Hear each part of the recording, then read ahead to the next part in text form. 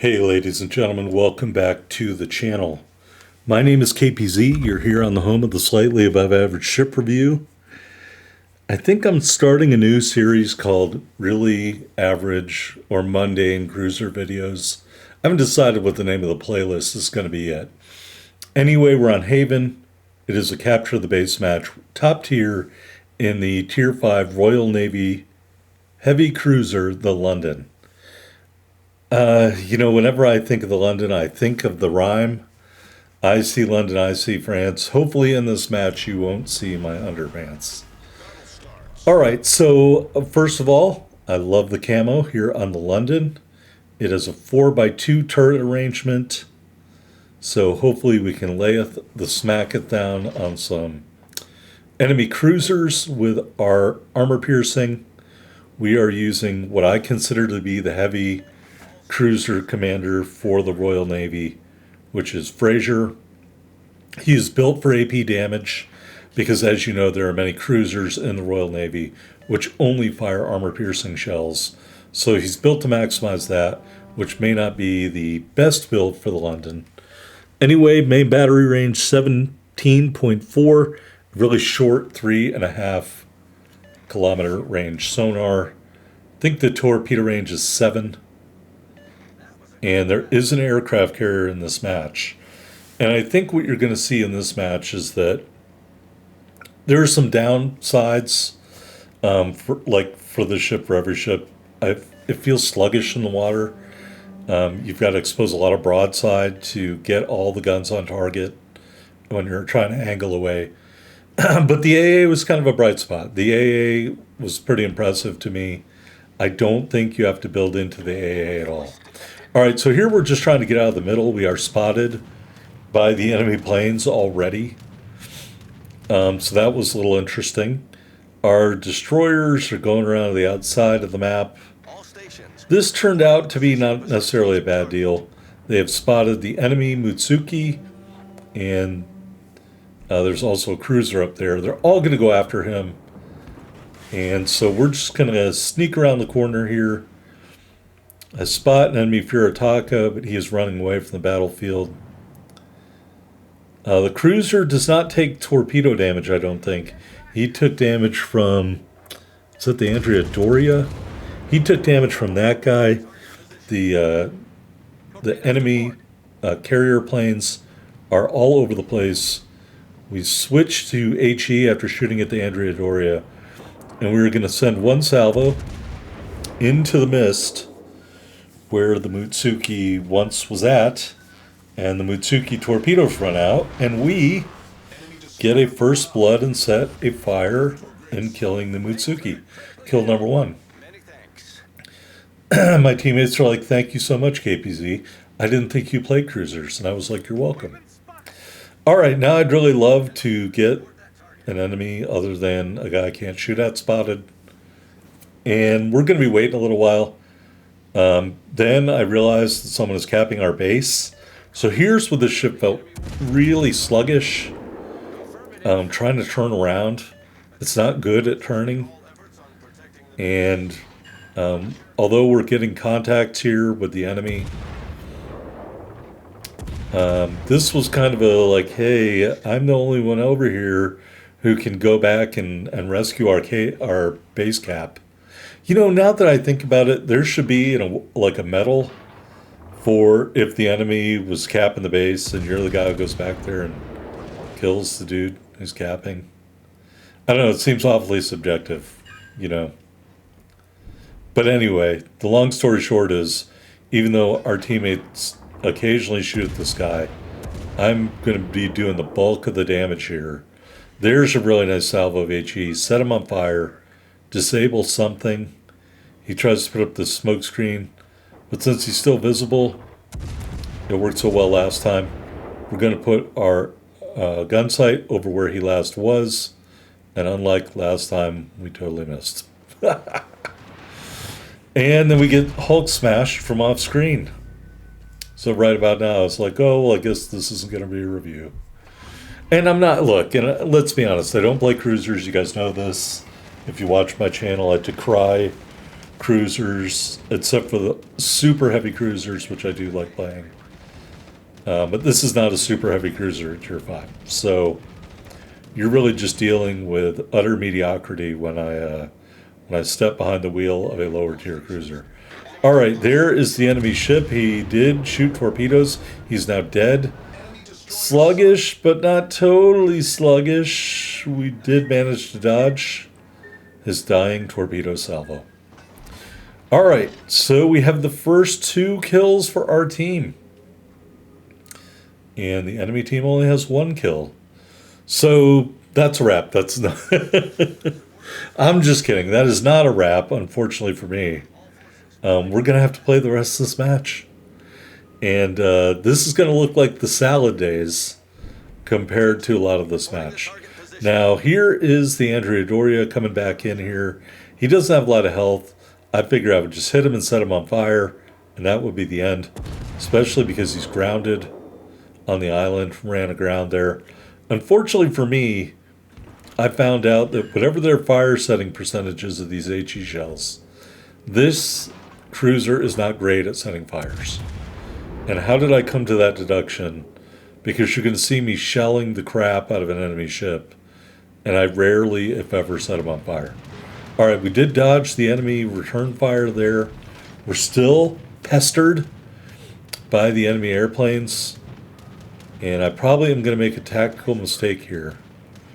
I like to scrape alongside the island to get rid of torpedoes, and I should have just turned away to starboard, but because I scraped in to avoid the torpedoes, without spoiling anything, I'm just not going to be able to avoid this torpedo.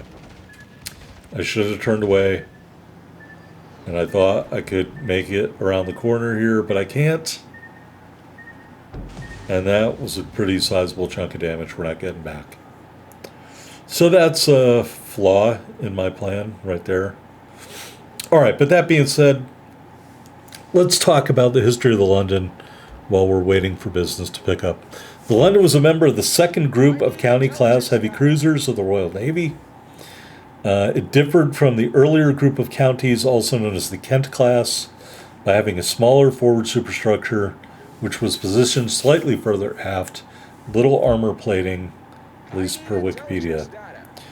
It launched in September of 27 and was sold for scrap and broken up in January of 1950. Allegedly, the career spanned over 20 years. All right, let me quickly look at the battle history here. London involved in the pursuit of the Bismarck. During the time at sea, many cracks appeared in her upper deck and hull due to the weight of the new superstructure, which repaired for about 3 or 4 months. Convoy protection in the North Atlantic, again, more hull cracks, more popped rivets, back to the dry dock, and they added more AA. And this apparently finally fixed the London, who really didn't do a whole lot for the rest of the war, at least not that I see mentioned here. Blah, blah, blah. The London was involved with an incident with the frigate Amethyst, and London fired upon the Chinese Communist forces in the Yangtze River. Took a bunch of hits and sustained some damage, and eventually left Chinese waters in August of 49. All right, back to the game. I don't think we really did anything notable while I was blabbering. So we're going to enter the smokescreen of a dead destroyer, and I'm just trying to get to a position where I can shoot at an enemy ship, like that ship, the Apicola, kind of behind an island. I was hoping that I could get some torpedoes out on this Tiger, who is kind of slothfully meandering behind the island there. That's not going to happen. And I'm not the kind of person who shoots from behind cover that much. So we're going to nose out here and again start shooting at the Tiger. And here's where I came to my conclusion that the fire setting properties of these shells aren't very good, because we're going to shoot a fair number of salvos at the Tiger and not really do a whole lot of fire damage. And maybe I should have switched to HE. Maybe I'm just dumb. I don't know. Our destroyer went into the cap circle, thereby making himself a target. I think that's the only time we set the Tiger on fire right there. I don't think going into the cap circle at that moment was the right idea. If I was that destroyer player, I would have skirted around the outside of the cap. I would have launched torpedoes at the Tiger from stealth. Now the Tiger has an idea where you are because you've been spotted by carrier planes. Or the destroyer commander maybe could have gone carrier hunting. There's the carrier. Go take him out. Instead, he's drawing fire from the Tiger. And we do set another fire in the Tiger there. And so I know I was bitching about the fire setting chance. I think here's where we enter a dry spell of no fires, while the Tiger ran into the island and stopped himself. And you can see our salvos going in there, and they are not having any effect at all. All right, we're going to turn into the salvo from the Tiger. I think we're going to take 1, 2 in the hull there. Took some okay damage. We were going to turn away, and I didn't realize he had another salvo left, so we're going to nose back in and mitigate that. Shells, but then our shells missed because he is going forward again, free of the island. And I don't want to lose focus on this guy, so I'm just checking the carrier's position and then back to firing full broadsides at the Tiger. We're too far away to use torpedoes. Our destroyer gets finished off. Again, I just wouldn't have gone into the cap circle at that point. It was not necessary for him to do that. Because we have a lead, we have a ship lead of 1, and we have a points lead of just under 100. There we took another pretty good hit from the Tiger. We're going to return fire. Now we've attracted the attention of the carrier commander full time, and we're going to be dealing with that as well as more shells from the Tiger. We finally set another fire, and the Tiger gets finished off by the carrier. Not that I'm complaining, but we would have killed the Tiger, I think, if we had had the ability to fire another salvo at it. All right. Again, the sluggishness a little bit when it comes to plane dodging. And maybe I could have done something differently in my build. I would certainly be interested in hearing feedback. But whether I actually play this ship again in the next 5 years is somewhat debatable. All right, that is where the last enemy battleship is. I know as a low health cruiser I can't really do a whole lot. So while we're trying to find the carrier, let's go back to WoW's builds and talk about our stat comparison. There's a bunch of cruisers at tier 5. We are comparing hit points, range, AP DPM, max AA DPS, and turning circle, which I think are valuable stats for heavy cruiser. The ship with the most hit points is Aoba, 31,900. The London is kind of in the middle third at the bottom, 34,600. All right, taking a look at range, number 1 is Graf Spee with 15.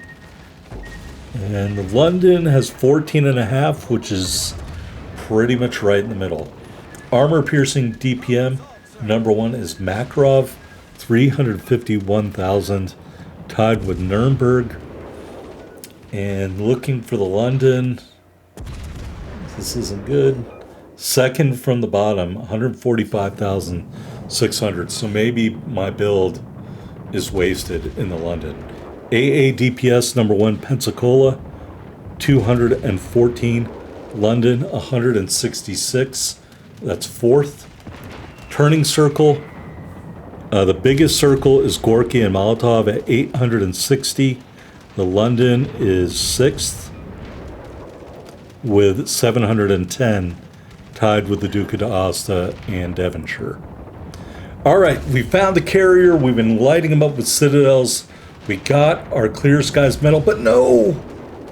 My teammate kill pinches, and then I am killed. Oh my god. Oh, the humanity of it all, folks. I did my best, but we could have had 4 kills in that game. Unfortunately, we didn't end up with 4 kills. We are going to win. I am going to cut ahead to the end. All right, and we cut ahead to the end. We got some milestones here. Here we are on the victory screen. First blood medal, clear skies medal. We ended up with 62,279 total damage. Shot down 21 airplanes, 2 kills. Looks like 6 flyers, 3 citadels, and a cap defended flag.